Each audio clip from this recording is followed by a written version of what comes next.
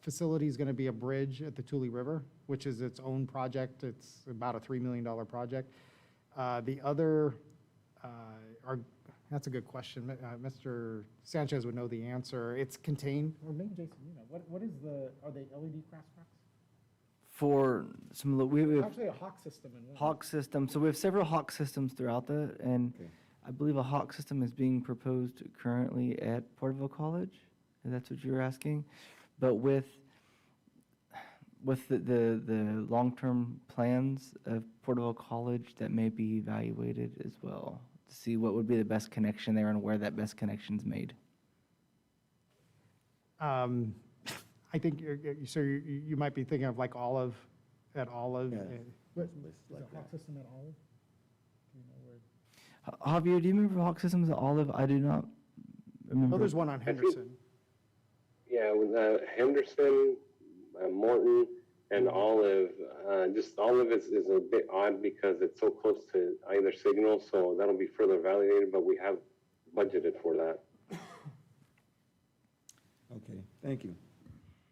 I guess you did know the answer. I didn't think the design was ready. Okay.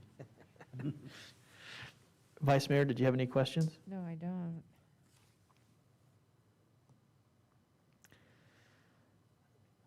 Okay.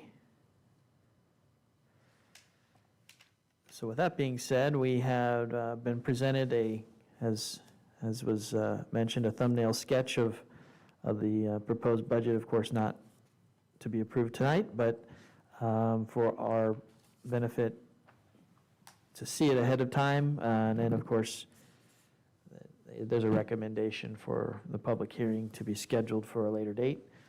If I can make one amendment. So in the streets part, I had made a note here and I wanted to bring it up. So we have a good problem. The newly formed street crews are getting really good at what they're doing. And costs are going up in material, but they're using material. And we've recognized the appropriations we've made, which is about $1 million for that cold mix, hot mix team. Cold mix in the winter, hot mix in the summer. We need to appropriate more money. And I know that will be a problem for you. I'm kidding. We're looking at, I think, an additional $400,000 out of Measure R and $100,000 out of Measure I for those two programs. So about, instead of $1 million program, be $1.5 million program. And the good problem to have is that they eat, you know, they're able to do projects sufficiently, they then need to come back for another $500,000. So that is one thing we would be amending in here would be recommending an additional $400,000 in Measure R, local Measure R, for the street hot mix. I think that, Mike, which is which? So it'd be an additional 400,000 for the cold mix, and then 100,000 for the AC hot mix. So we're gonna have to make that squad a 12-month squad the way they're going. every That's month. what we hope. That's what we hope. Good. And they've been doing a good job with it too, by the way, Mike. Let them know that the streets look really good what they've done. Yeah, they have. I It'll really be great can't whenever we can actually be in the same room to share that appreciation with everybody, with keeping social distancing with the crews. But they've been working really hard through this process and done a great job. Well, Your Honor, I make a motion that we set a public hearing June 15th. Is that a good date for you, John? I'll second. Okay, so we have a motion and a second to schedule the public hearing for the proposed budget Tuesday, June 15th. And unless there's any more comment, did you have any comment, Vice Mayor? No. Okay, so we'll go ahead and call for the vote.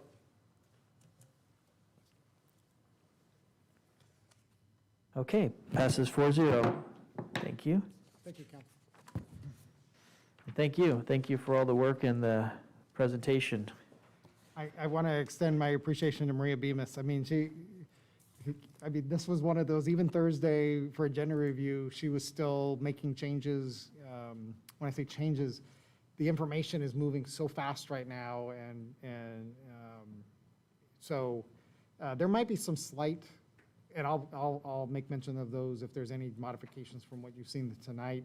I did want to make Mr. Knight's request, because that came up this morning, talking about this appropriation, so that will be changed. And then if there's anything that else has changed from what you've seen this evening, I'll be sure to call that out on June 15th. And I think that's great, and I know that you'll communicate anything to council. And I know that there was a note as well that with the ARP funds, that was going to kind of be a fluid conversation about what the council's actions are, working with staff to determine the best expenditure. Can I make one mention of something? So this is the same thing. I mean, Maria and I are trying to eat information as fast as we can in this.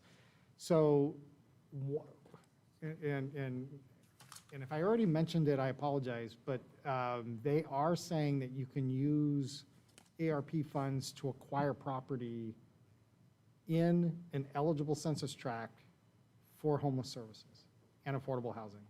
And I may have mentioned that before, I just know that was a new, they are saying that so essentially that's in the CDBG area, that you can acquire property. You can't demo, you can't use it for demolition, but you can acquire and construct affordable housing or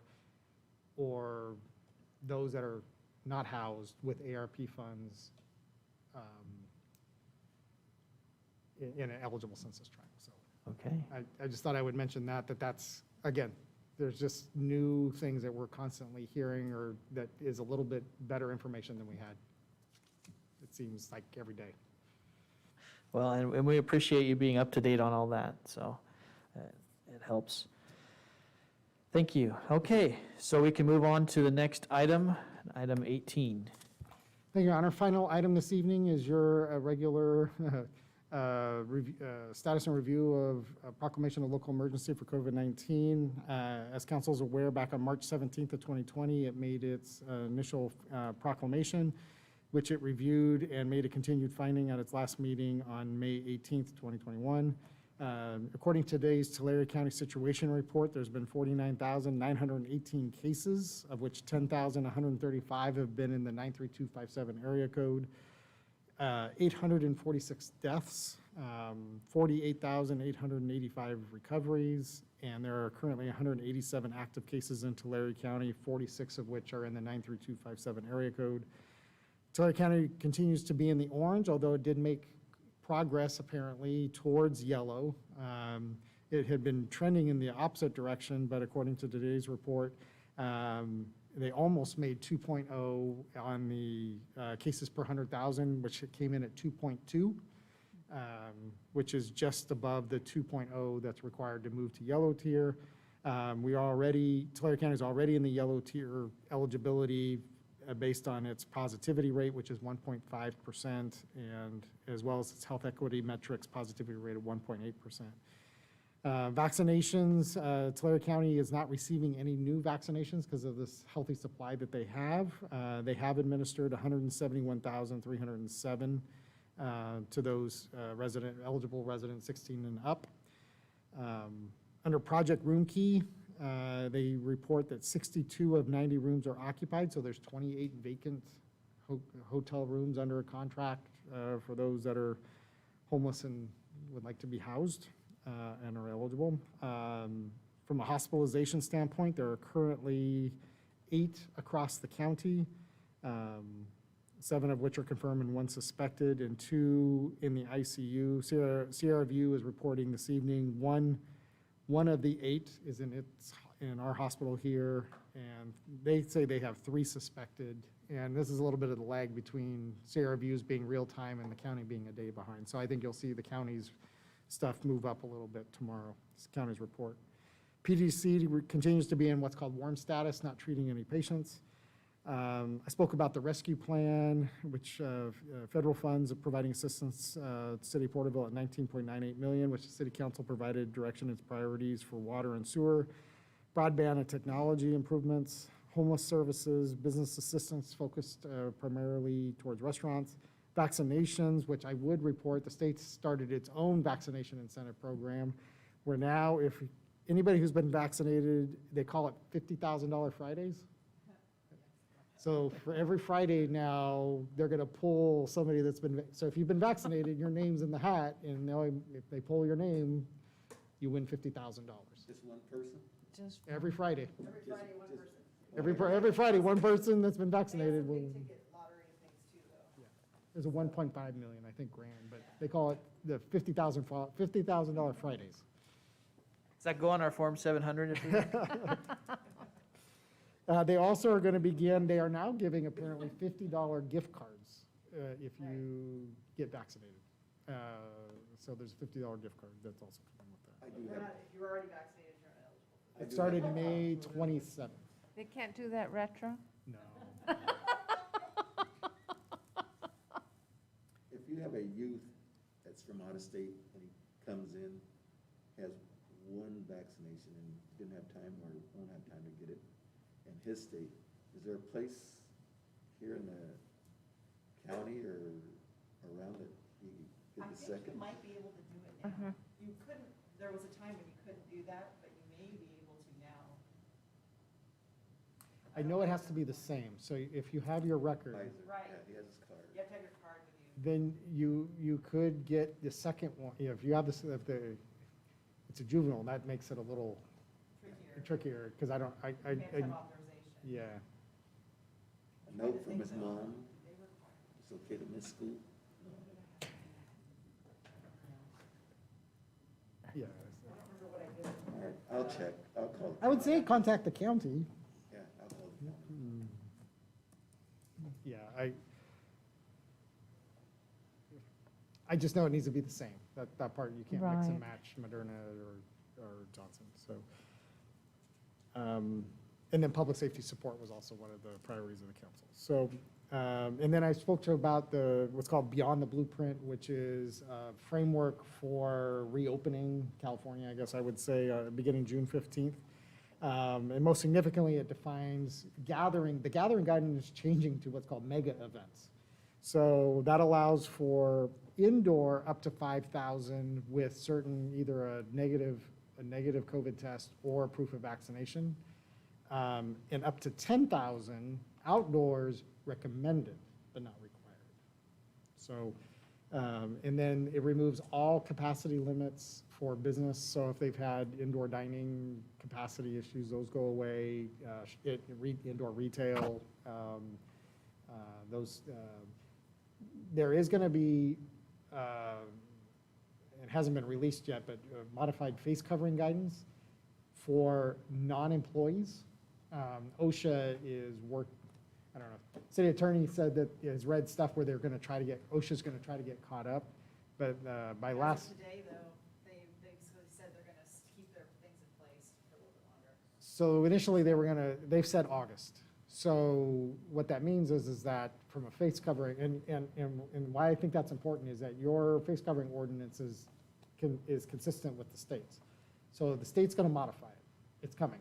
And I would say the city's face covering ordinance is It'll like, be, yeah, as of today, I mean, it keeps changing, but as of today, they were on the fence a week ago. And then they decided after kind of the debate that they really don't want to get in a situation where they're saying, they don't want two different rules, like for vaccinated versus unvaccinated, at least not yet. Doesn't mean they don't go there, but they're not going there yet.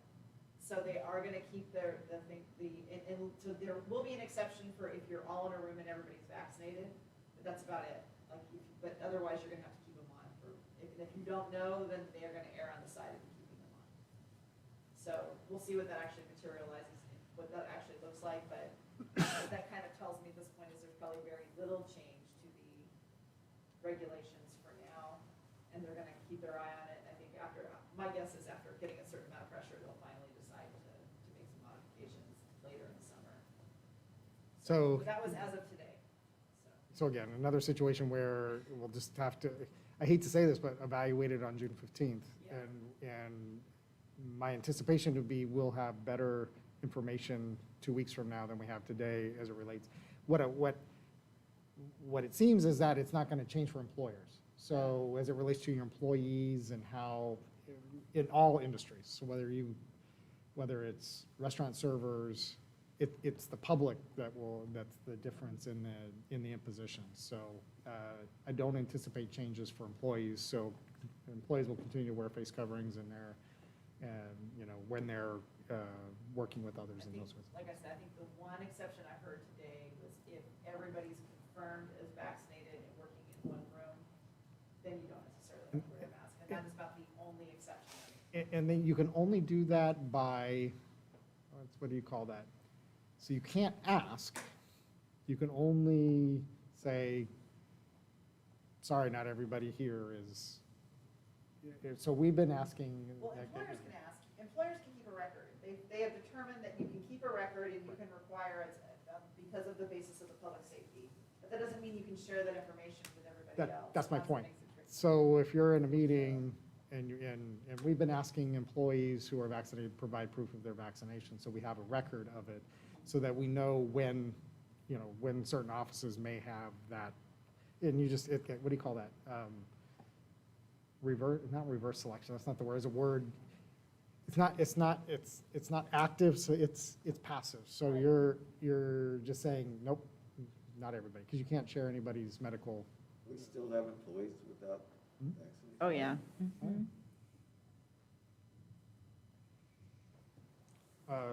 Half of Tulare County isn't.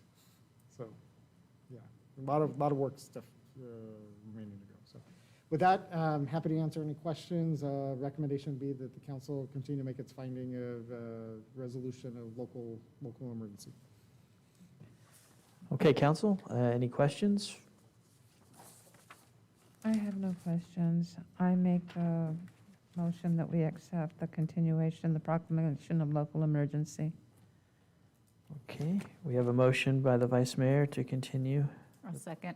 and a second by Councilmember Carrillo. We'll go ahead and call for the vote.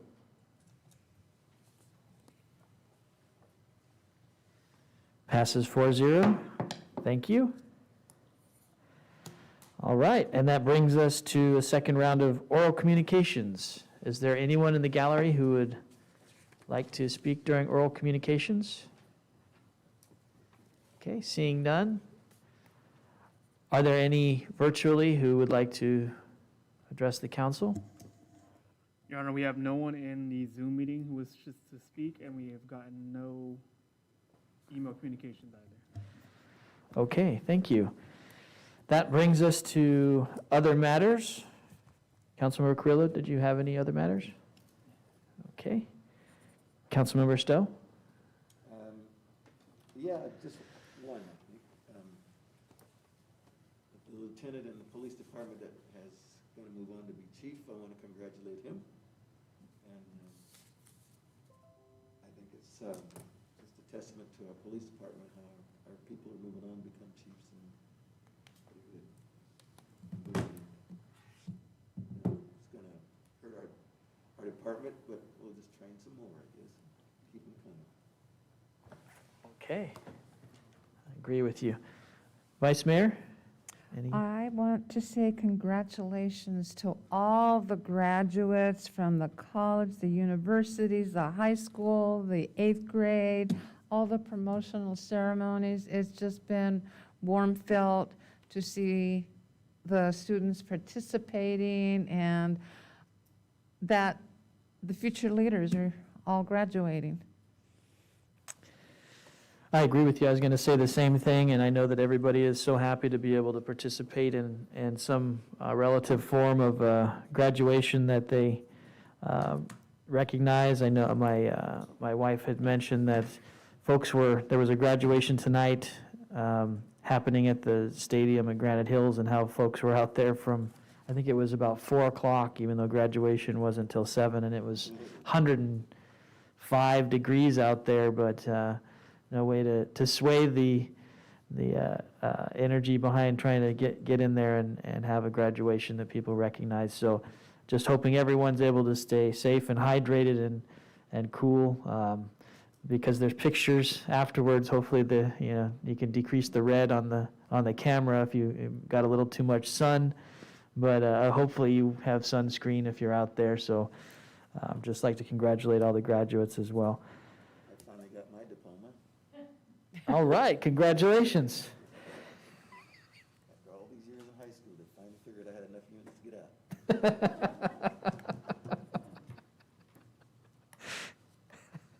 I can't follow that with anything. Okay.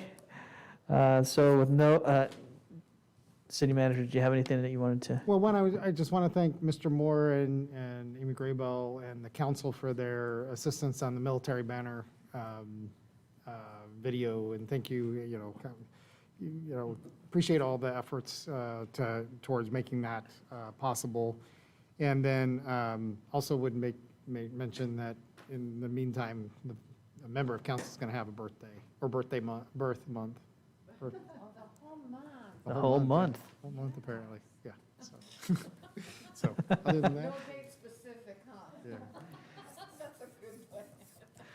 Well, looking forward to participating in that so on at least one of those days. An itinerary of events. Exactly. And if I can, I just want to, I know the council expresses its appreciation, but I don't get, I know they're all on here. Putting the budget together with everything going on, and it's been very challenging because of still, typically we would do I don't know what to call it. We go away for a couple days, talk through the big issue. Retreat, that's the word. Thank you, retreat. And, and so putting this all together, kind of distant, plus adding on top of it all of the big things that are going on, I just want to express my appreciation to all of them and the patience that they've had and Maria's diligence in putting it all together in a package to present to you this evening.